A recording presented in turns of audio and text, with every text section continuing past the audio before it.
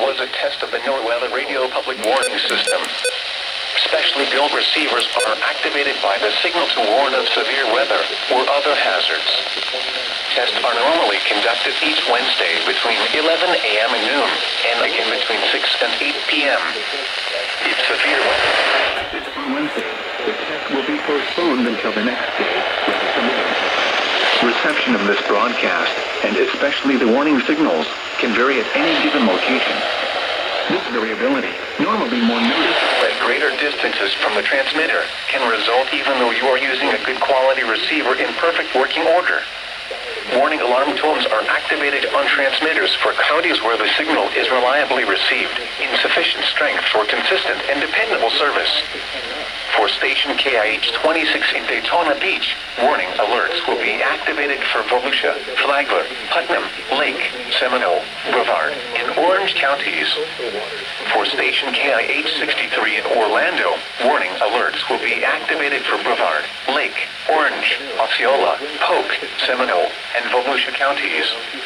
For station WXJ70 in Melbourne, warning alerts will be activated for Brevard, Indian River, Orange, and Osceola counties. For station WWF69 in Fort Pierce, warning alerts will be activated for Indian River, Martin, Okeechobee, and St. Lucie counties. This has been a test of the NWR radio public warning system. We now return to the regular broadcast program.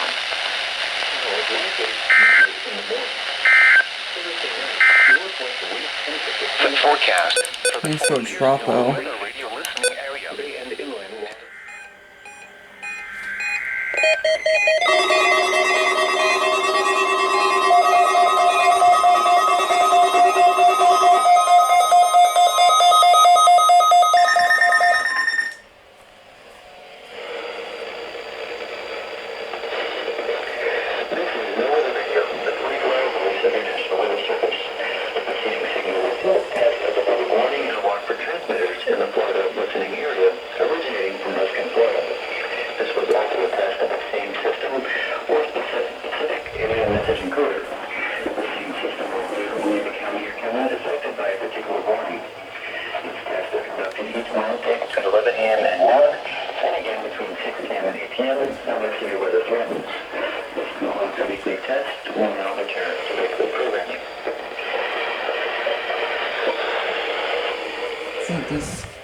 Yep, this went off.